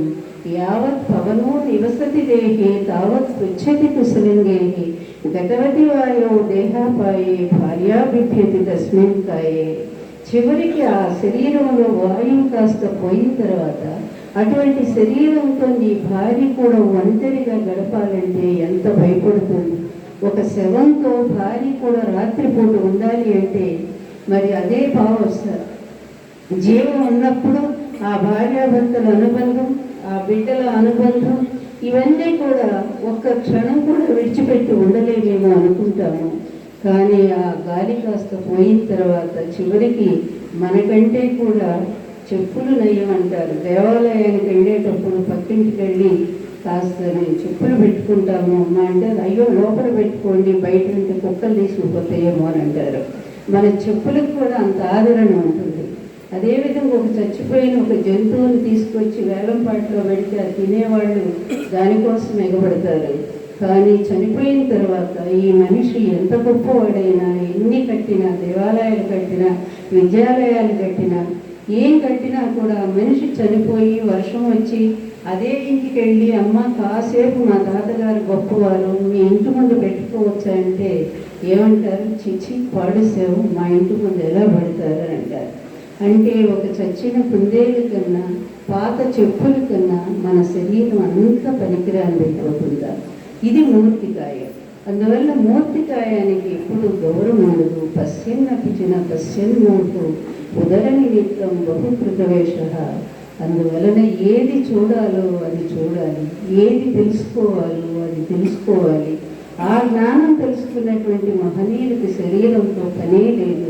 అటువంటి వాళ్ళు మాత్రమే శాశ్వతంగా ఎన్ని లక్షల సంవత్సరాలైనా సరే వాళ్ళు మన మధ్య, మన హృదయాల్లో అంతర్గత ఒక శక్తిగా, మనకు ఒక స్పందనలాగా వాళ్ళు జీవిస్తూనే ఉంటారు. అందుకని ఆ సత్యాన్ని తెలుసుకున్నారు కనుకనే అమ్మ ఇక్కడ కులమత లేకుండా కులాలకు అతీతంగా, మతాలకు అతీతంగా, ప్రాంతాలకు అతీతంగా విద్యాదానం చేయటమే కాకుండా అన్నదానం చేస్తూ నిరంతరం కూడా ఆమె ఆ సత్యాన్ని గ్రహించారు. కనుకనే అంతఃశరీరే జ్యోతిర్మయో హి శుభ్రో ఎం పశ్యంతి యతయః క్షీణదోషః. నిజంగా ఇలాంటి మహనీయులను చూస్తే ఉపనిషత్తులు అన్ని పరిగెత్తుకొస్తున్నాయి వాక్యాలన్నీ కూడా. అంతఃశరీరే జ్యోతిర్మయో హి శుభ్రో యతయః క్షీణదోషః. లోపల ఉండేటువంటి ఆ స్వచ్ఛత ఉన్నటువంటి మహనీయులు వాళ్ళకి ఇక ఇటువంటి పాపాలతో పనే లేదు. అంతఃశరీరే జ్యోతిర్మయో హి శుభ్రో యం పశ్యంతి యతయా క్షీణదోష. ఆ క్షీణదోషులైన వాళ్ళు మాత్రమే ఆత్మదర్శనం చేయగలుగుతున్నారు, ఆ లోపల ఉండే కాంతిని దర్శించగలుగుతున్నారు. వాళ్ళు మాత్రమే యస్మిన్ సర్వాణి భూతాని ఆత్మైవ భూద్విజానతః తత్ర కోమోహః కశోకః ఏకత్వమనుపశ్యతః. ఎంత చక్కటి మాటలండి. ఎందుకు ఉపనిషత్తులు చదవాలి, ఎందుకు తెలుసుకోవాలి? పెద్దలు చెప్పినటువంటి మాట అంటే ఎందుకోసమే balance of mind. Mind is its own place, its make a hell or heaven, heaven or hell. ఈ మనస్సు అనేది చాలా పాపిస్తుంది సుమా, స్వర్గాన్ని నరకంగా, నరకాన్ని స్వర్గంగా మారుస్తుంది. అటువంటి మనస్సును కంట్రోల్ పెట్టేది ఒక్క ఆధ్యాత్మికతలోనే ఉంది అనే సత్యాన్ని గ్రహించింది కనుకనే అమ్మ.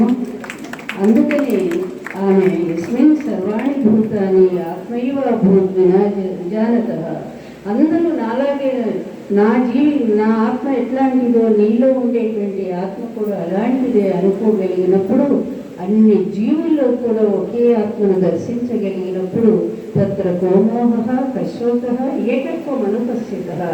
ఒకే ఒకటం ఏకత్వం ఏకో ఏమిటి ఏకో నారాయణ ఏకో శివ ఏకో బ్రహ్మ. కనుక భగవానుడు ఒకే ఒక్క రూపమనే సత్యాన్ని గ్రహించగలిగింది కనుకనే అమ్మ ఇంత చక్కటి సంస్కారంతో ఇక్కడ ఈ వేద పాఠశాల, అదేవిధంగా ఈ సంస్కృత కళాశాల వీటన్నిటినీ కూడా ఇటువంటి భావనతో నిర్వహిస్తూ ఆమె నిజంగానే అద్వైతమూర్తి, స్త్రీమూర్తి శరీరాలు కాదు, ఇక్కడ ఆత్మస్వరూపమైపోయినటువంటి వాళ్ళకి దేహాలతో పని లేదు, లింగ వివక్ష లేదు. ఇక్కడ శరీరము స్త్రీయా పురుషుడని కాదు, గుణాహ పూజిస్తానం ఎత్ర గుణిషు లింగం నవయ. గుణాలకు మాత్రమే పూజిస్తానం ఉన్న చోట అక్కడ లింగము వయస్సుతో పని లేదు అని చెప్పిన పెద్దల మాటకు ఒక ప్రతీకగా అటువంటి ఒక ప్రతిష్టాపన చేసినటువంటి మహాతల్లి అమ్మను మనస్ఫూర్తిగా నమస్కారాలు తెలియజేసుకుంటూ ఈ కార్యక్రమాన్ని ఆహ్వానించిన పెద్దలకు మరొక్కసారి నా ధన్యవాదాలు అందజేస్తూ సరస్వతీమూర్తులైన మీకు మరొకసారి నా హృదయపూర్వక నమస్కారాలు తెలియజేస్తూ సెలవు తీసుకుంటాను.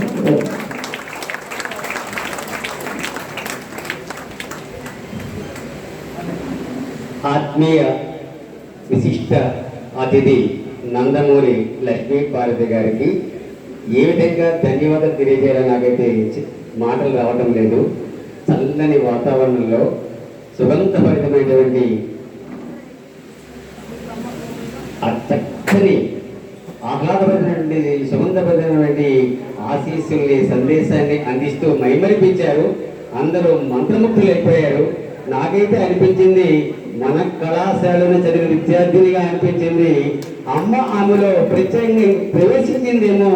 ఎక్కడెక్కడి ఉపనిషత్తులు, ఎక్కడెక్కడి శ్లోకాలు, ఎక్కడెక్కడి మాత్రమైన మాటలు చెబుతూ అందరినీ మంత్రముగ్ధులు చేశారు. ఆ రోజుల్లో అందరి అన్నగా, తెలుగువాడిగా ప్రపంచ ఖ్యాతిగాంచినటువంటి నందమూరి తారక రామారావు గారు ఆవేశంతో ప్రసంగిస్తే ఈరోజు చక్కని మలయమారుతుల్లా చల్లగా, చక్కగా, హాయిగా తమ సందేశాన్ని, స్త్రీ యొక్క గొప్పతనాన్ని, అమ్మ యొక్క ప్రేమతత్వాన్ని, సామాజిక స్థితిగతుల్ని ఇంత చక్కగా వివరించడం అనేది నా భూతో నా భవిష్యత్ అనిపిస్తుంది. నేను కార్యక్రమంలో ఆవేశం కనిపిస్తే ఈరోజు కార్యక్రమం అంతా కూడా మలయ మందమారుతుల్లా హాయిగా ఆనందంగా అనిపిస్తుంది. చక్కని కాఫీ తాగినట్టు, హాయిగా విశ్రాంతి తీసుకున్నట్లు అనిపిస్తుంది.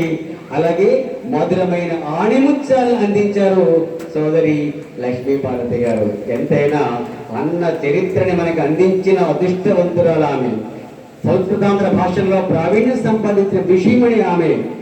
ఆమె అనుభవంతో, ఆమె చదివిన పుస్తక జ్ఞానంతో మనకి ఈరోజు ఆణిముత్యాలను అందించారు. చక్కని భాషణ చేశారు. చాలా చాలా మా పూర్వ విద్యార్థి సమితి ద్వారా ధన్యవాదాలు సమర్పించుకుంటున్నాము. నిజంగా మేము అదృష్టవంతులమనే చెప్పాలి. మరోసారి లక్ష్మీపార్వతి గారికి మా వాళ్ళు మైక్ ఇమ్మంటున్నారు, ప్లీజ్.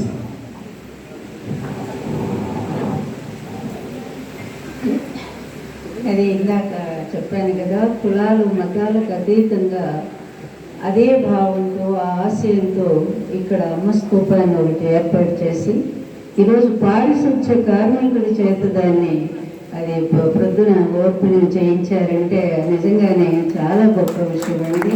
అమ్మ ఆశయాన్ని కొనసాగిస్తున్నందుకు మీకు ధన్యవాదాలు. Thank you madam. మీరు చెప్పినట్టుగానే మా పూర్వ విద్యార్థులు అమ్మ తత్వాన్ని ప్రచారం చేసే కార్యక్రమంలో భాగంగా అనేక కార్యక్రమాలు చేస్తున్నారు. అందులో మా సోదరులు జయంతి చక్రవర్తి, అలాగే శేషాద్రి, అలాగే రాఘవేంద్ర, వీళ్ళందరికీ వచ్చినటువంటి చక్కని ఆలోచన అది. అమ్మ చెప్పింది, కుల మతాలకు అతీతంగా ఉండాలి. మనం డ్రెస్ని బట్టి, అడ్రస్ బట్టి కాకుండా ఆకలే అర్హతగా భావించాలి. సమాజానికి సమానత్వం అందించాలి. ప్రేమ సౌరభాల్ని, ప్రేమ ఫలాల్ని, ప్రేమ పుష్పాలని అందించాలి.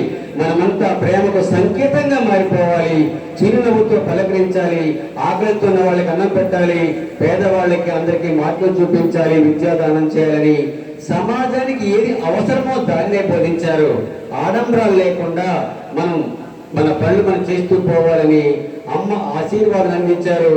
చక్కని మార్గాన్ని ఏర్పరిచారు.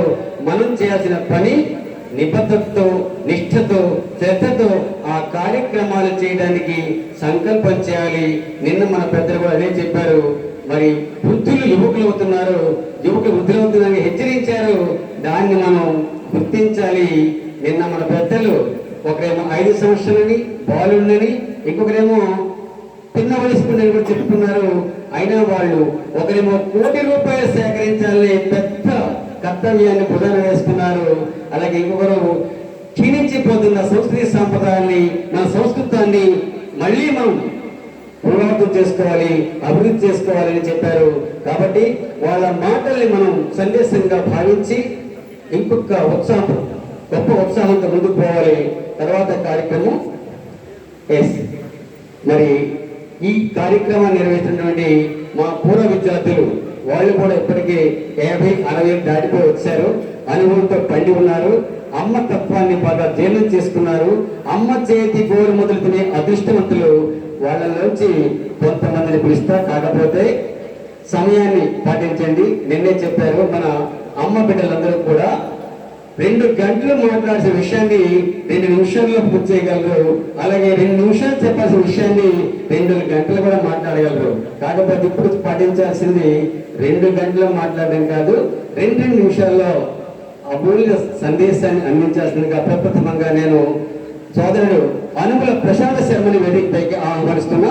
అనుముల ప్రసాద శర్మ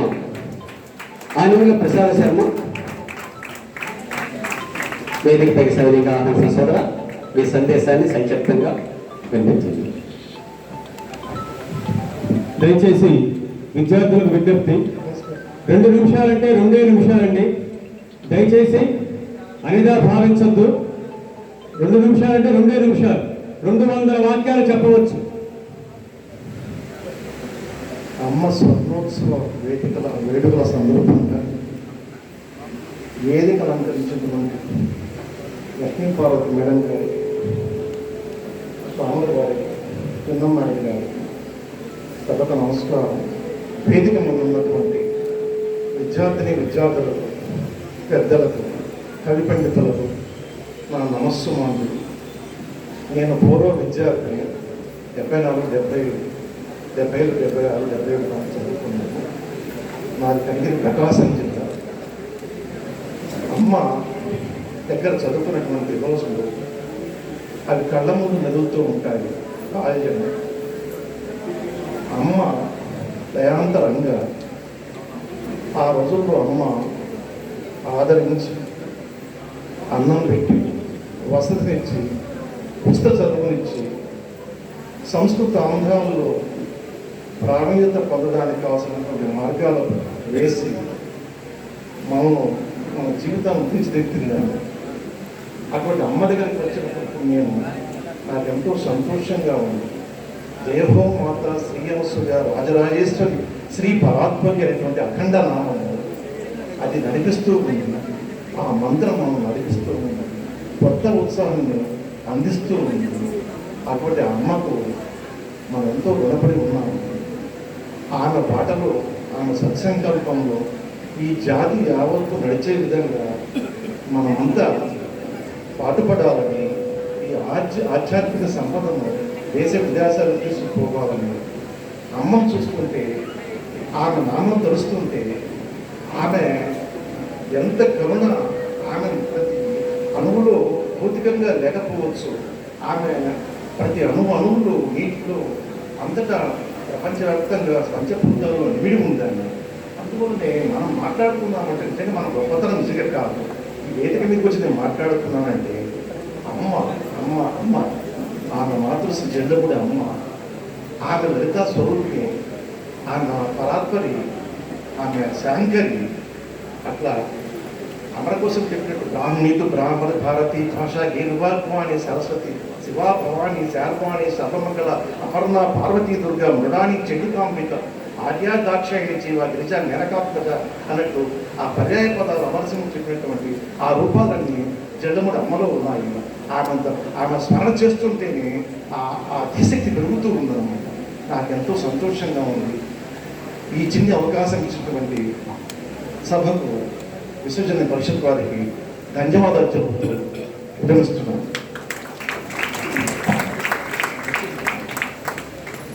ధన్యవాదాలు మిత్రమా. పూర్వ విద్యార్థులు కూడా చెప్పారు కదా, 45-60 వరకు వచ్చేసారు.